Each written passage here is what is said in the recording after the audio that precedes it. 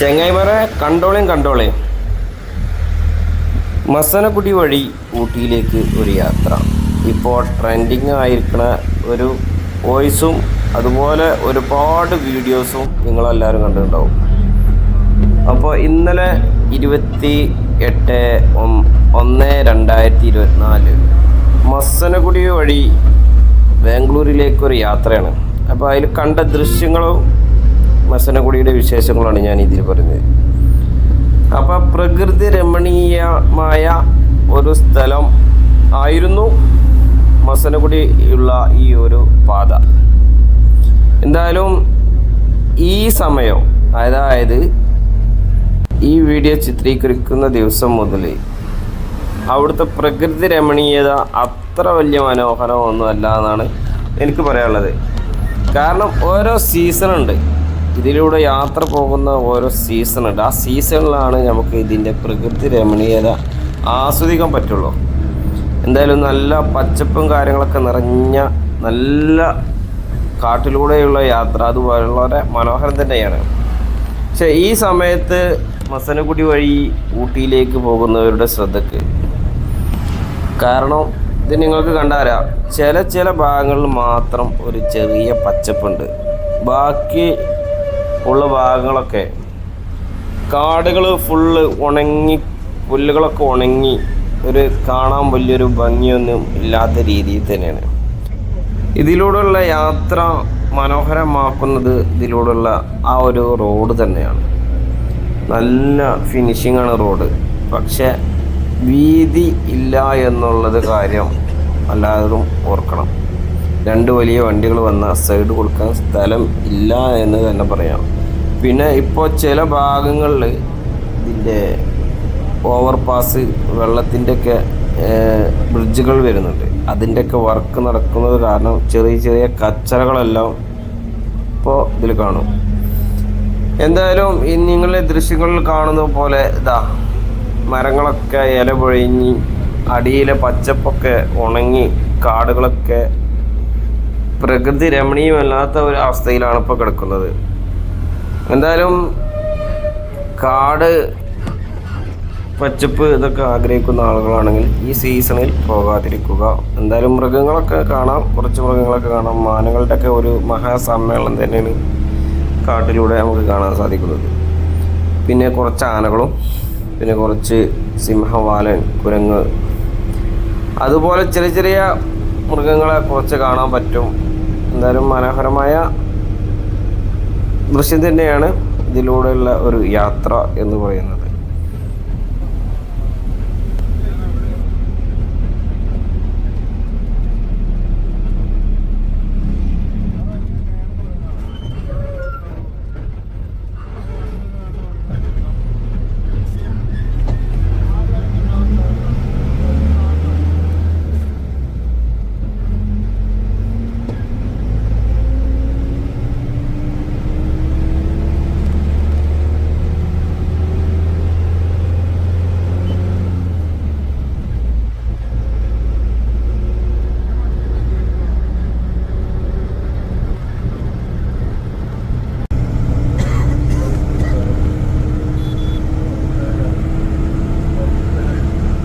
ഞങ്ങളുടെ യാത്ര രാവിലെ ആയതുകൊണ്ട് തന്നെ കുറച്ച് ഭാഗം കഴിഞ്ഞപ്പോൾ മഞ്ഞു മൂടി കിടക്കുന്ന നല്ല ഒരു കാലാവസ്ഥ, കോട മഞ്ഞു മൂടി കിടക്കുന്ന നല്ലൊരു ഭംഗി ആസ്വദിക്കാൻ ഞങ്ങൾക്ക് സാധിച്ചു എന്ന് പറയാം.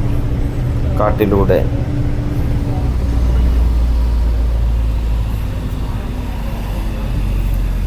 ഞങ്ങൾ ഏകദേശം ബോർഡറിൽ 5 മണിയായപ്പോഴത്തേന് എത്തിയിട്ടുണ്ട്.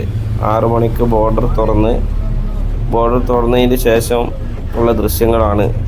രാവിലത്തെ മോർണിംഗ് ടൈമാണ് ഈ കാണുന്നത്.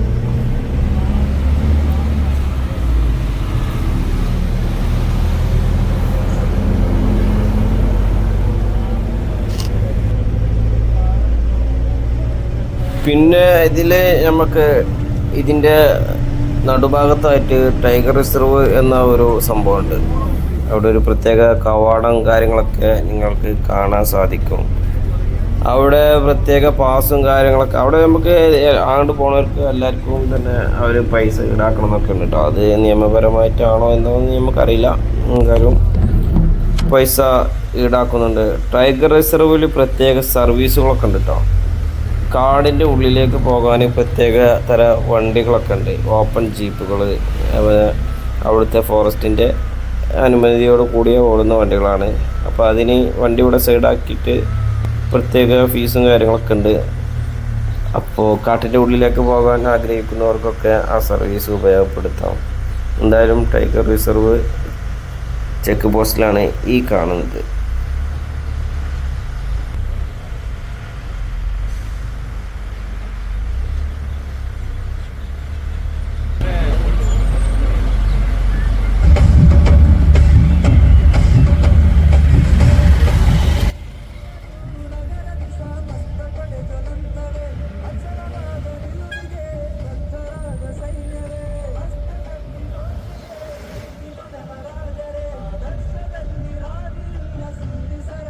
ടൈഗർ റിസർവ് ചെക്ക് പോസ്റ്റിൻ്റെ ഉള്ളിലേക്ക് കയറി കഴിഞ്ഞാൽ തന്നെ നമുക്ക് കാണാൻ സാധിക്കുന്നത് എന്തോരം, രണ്ട് സൈഡിലുള്ള പുല്ലുകളൊക്കെ കത്തിച്ച് നശിപ്പിച്ചിരിക്കണവർ.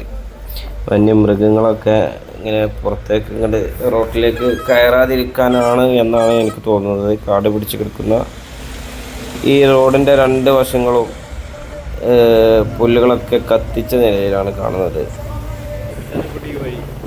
എന്തായാലും അവിടെ നിന്നുള്ള യാത്ര ഞങ്ങൾ നീണ്ടു പോവുകയാണ്.